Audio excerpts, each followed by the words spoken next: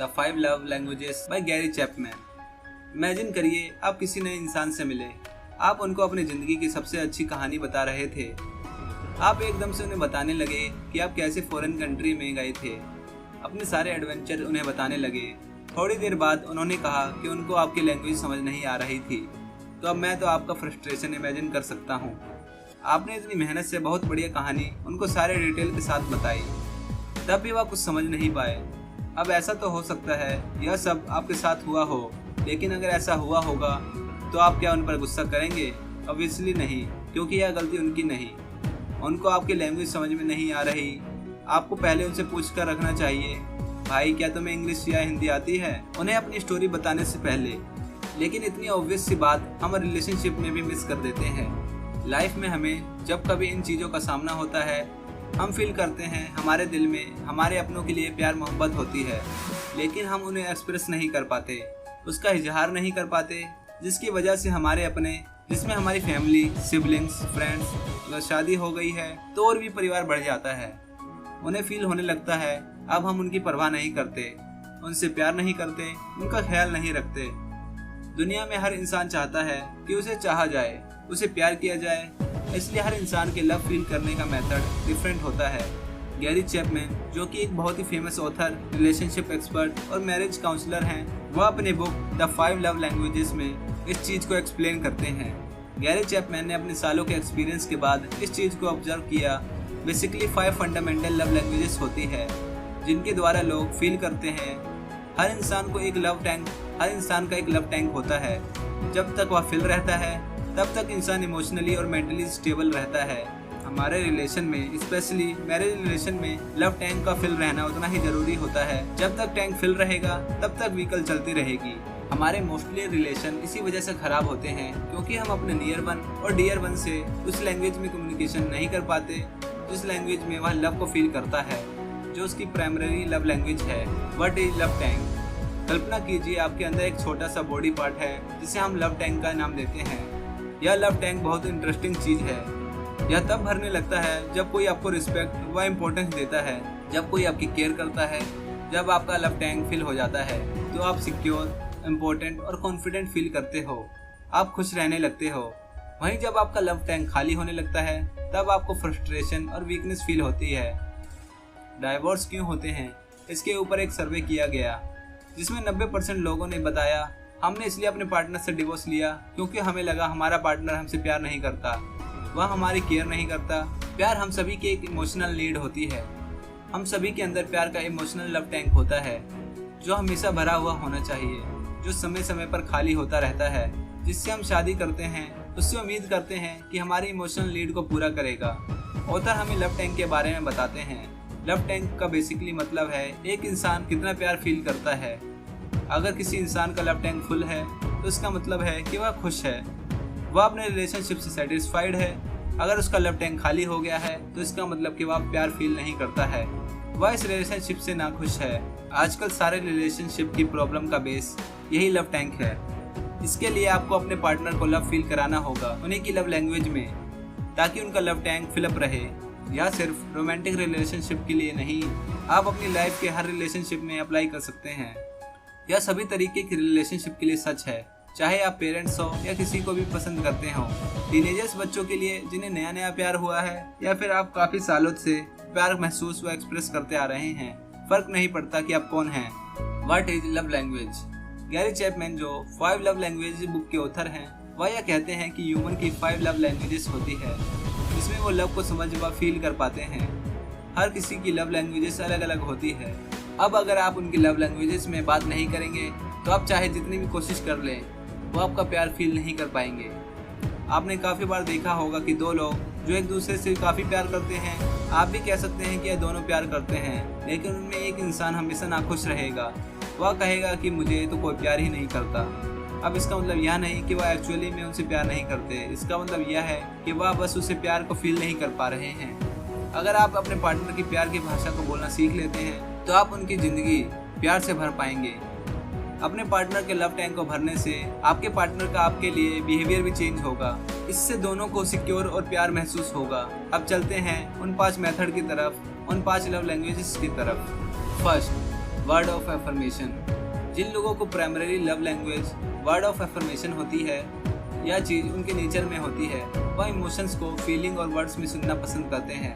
वे अपने करीबी लोगों से जिनसे वो इमोशनली कनेक्ट होते हैं, यह चीज़ एक्सपेक्ट कर रहे होते हैं उसे वर्ड में डिस्क्राइब किया जाए, उसका लफ्जों में इजहार किया जाए। सीधा सा मतलब यह होता है आप उस शख्स को अप्रिशिएट करें, पॉजिटिव कम्प्लीमेंट करें और उसे इनकरेज करें। उदाहरण के लिए आपकी वाइफ रोज आपके लिए ब्रेकफास्ट तैयार करती है।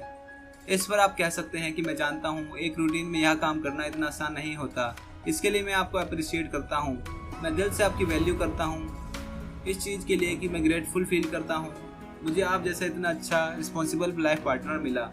गैरी चैपमैन के पास एक केस आता है जिसमें एक मैरिड कपल होता है, उनका रिलेशन खराब हो रहा होता है लेकिन उन्हें पता नहीं होता कि इसका रीज़न क्या है। हस्बैंड का यह कहना होता है कि मैं इन सब रिस्पॉन्सिबिलिटी को पूरा कर रहा हूँ लेकिन मेरी वाइफ ने आज तक अप्रिशिएट नहीं किया, मेरी वाइफ ऐसे बिहेव करती है, यह सब कुछ जनरल होता है, सारे हस्बैंड करते हैं, मैं कोई बड़ा काम थोड़ी कर रहा हूँ। जबकि वाइफ का कहना होता है मेरा हस्बैंड आज तक मेरे पास बैठा ही नहीं, मुझे टाइम ही नहीं दिया, मुझे सुना ही नहीं।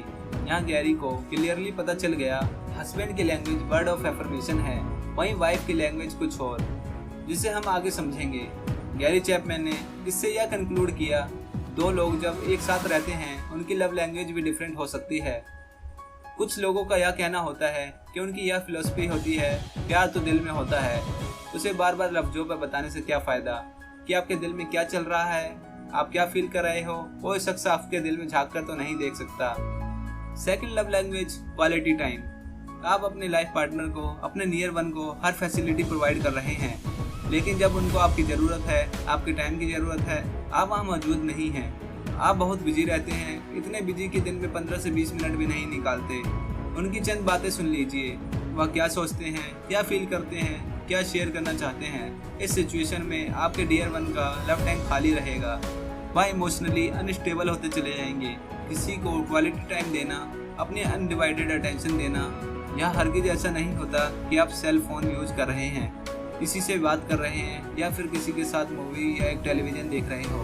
किसी को क्वालिटी टाइम देना होता है, चाहे 20 मिनट ही दीजिए लेकिन फिर फोकस के साथ, बिना किसी रुकावट के। क्वालिटी टाइम स्पेंड करने के ऐसे एक्टिविटीज़ भी की जा सकती है जिसमें दोनों पार्टिसिपेंट आपस में इंटरेस्टेड हो, एक दूसरे से उनके चाइल्डहुड मेमोरी के बारे में पूछा जा सकता है। इसके अलावा और भी ऐसी एक्टिविटीज़ जैसे इकट्ठे वॉक करना, कोई इंडोर गेम खेलना हो सकता है। Third love language receiving gifts. Gary Chapman के पास एक लेडी अपना केस लेकर आई। उसने बताया कि मुझे लगता है मेरे हस्बैंड अब मुझसे प्यार नहीं करते। गैरी के पूछने पर कि अब आपको क्यों ऐसा लगता है, लेडी ने बताया मेरी शादी के पहले दिनों में मेरे हस्बैंड बहुत सारे गिफ्ट लेकर आया करते थे लेकिन ग्रेजुअली उन्होंने गिफ्ट देना छोड़ दिया। जब गैरी ने हस्बैंड से पूछा, हस्बैंड का रिप्लाई था गिफ्ट से कुछ नहीं होता, यह केवल पैसों की बर्बादी है। मैं अपनी वाइफ को गिफ्ट दूंगा, वह इसे रिसीव करेगी, फिर रिसीव करके शोकेस में रख देगी, इसका मुझे तो कोई बेनिफिट नज़र नहीं आता। यहाँ लोग समझने में गलती कर देते हैं। वैल्यू गिफ्ट की नहीं होती, वैल्यू उस इमोशन की होती है, उस जज्बे की होती है जिसकी वजह से वह गिफ्ट दिया गया था। गिफ्ट का कॉस्टली होना, एक्सपेंसिव होना जरूरी नहीं होता। गिफ्ट किसी गार्डन का तोड़ा एक फ्लावर भी हो सकता है, घर में बनाया एक सिंपल कार्ड हो सकता है। ये हम सब जानते हैं कि गिफ्ट देने से, एक्सचेंज करने से मोहब्बत बढ़ता है, रिलेशन अच्छे होते हैं। लेकिन हम भूल जाते हैं, अक्सर लोग यह सोचते हैं कि अब तो शादी हो गई, रिलेशन बन गया, अब क्या ज़रूरत यह सब करने की। इस चीज़ को समझ लीजिए, अगर आपका पार्टनर इमोशनली फिट रहेगा, रिफ्रेश रहेगा, इन रिटर्न आप भी इमोशनली फिट रहेंगे, स्टेबल रहेंगे। अगर आपको पता नहीं कि आपके पार्टनर को, आपके डियर वन को क्या गिफ्ट लेना पसंद है या आपको गिफ्ट के सिलेक्शन में प्रॉब्लम होती है, तो अपना माइंड खुला रखिए। जब भी वह शख्स किसी चीज़ के बारे में बात करे, मुझे यह चीज़ पसंद है, आप उसे नोट कर लें, फिर नेक्स्ट टाइम वह चीज़ प्रेजेंट करें। गिफ्ट वही हो जो आपके डियर वन से रिलेटेड हो। Fourth love language acts of service. जो लोग इस लैंग्वेज में लव फील करते हैं वह अपने पार्टनर से इस चीज़ को एक्सपेक्ट करते हैं उनका पार्टनर उनके साथ कम्प्लीटली कोऑपरेट करे, घर के बाहर के जितने काम हैं, जितनी रिस्पॉन्सिबिलिटी है, उन्हें फुलफिल करे। इन लोगों के साथ अगर आप सिर्फ वर्ड ऑफ एफर्मेशन का यूज करें, प्रॉपरली एक्ट ऑफ सर्विस को ना करें, तो इन लोगों का कहना होता है भाई तुम काम तो करते ही नहीं हो, लफ्जों में सिर्फ कहते हो कि तुम्हें बहुत प्यार है, अपने प्यार को काम करके दिखाओ। Fifth love language physical expression. Physical touch के द्वारा भी हम अपने इमोशन दिखाते हैं। अपने सोसाइटी और कल्चर के अनुसार डिफरेंट सिचुएशन में हम अलग अलग तरीके से फिजिकल टच के द्वारा अपने इमोशन दिखाते हैं। उदाहरण के लिए गले मिलना, हक करना, बड़ों को प्यार से सर पर हाथ फेरना, शाबाशी की थपकी देना। अगर आपका डियर वन नाराज हो या परेशान हो तो उसे कंधे पर हाथ रखकर यह कहना कि परेशान क्यों होते हो, मैं तुम्हारे साथ हूँ। अगर आपके डियर वन की primary love language physical touch है तो यह सब उसके लिए सबसे ज़्यादा इम्पोर्टेंट रखती है। फिजिकल टच जेंडर को नज़र में रखते हुए इस चीज़ पर भी डिपेंड करता है कि आपका डियर वन इससे कितना कंफर्टेबल है। उदाहरण के लिए बड़े लोगों को छोटे बच्चों को प्यार दिखाने का तरीका, उनके गाल पर थपकी दी जाए, लेकिन वह इन चीज़ों को नहीं देखते कि बच्चा इससे कितना कंफर्टेबल है। How to know your primary love language. आपकी प्राइमरी लव लैंग्वेज क्या है? अगर आपको आइडेंटिफाई करने में मुश्किल हो रही है तो ऑथर ने इसके यहाँ पर 3 मेथड बताए हैं। वह क्या चीज़ है जिसको आपका डियर वन नहीं करता, जिसकी वजह से आप हर्ट फील करते हैं? चांसेस है कि वो आपकी लव लैंग्वेज है। दूसरा, वह क्या चीज़ है जो आपने अपने पार्टनर को करने के लिए बहुत बार रिक्वेस्ट की है? तीसरा, जब किसी के लिए आपके दिल में प्यार होता है, आप उसे एक्सप्रेस करना चाहते हैं, आप किस वे में करते हैं? चांसेस है कि जिस वे में आप एक्सप्रेस करते हैं वह भी आपकी लव लैंग्वेज है। अब एक और सवाल भी उठता है, हो सकता है कि इन 5 चीज़ों में से सब चीज़ें हमें चाहिए हों, लेकिन हर एक की इंटेंसिटी डिफरेंट हो सकती है। हमें यकीन है इस ऑडियो बुक को सुनने के बाद आपकी लाइफ में बहुत चेंजेस आएंगे। आप अपने प्यार की लैंग्वेज को समझ पाएंगे और उसको सही से दूसरों को दिखा भी पाएंगे, ताकि वह भी आपका प्यार सही से फील कर सके और आपका लव टैंक भी भरा रहे। अगर आपको यह ऑडियो बुक पसंद आई हो तो इस वीडियो को लाइक करें, चैनल को सब्सक्राइब करें और इस वीडियो को शेयर करें अपने फ्रेंड्स एंड फैमिली मेंबर्स के साथ, ताकि वह भी इन बातों को सीख सकें। And thanks for watching this video.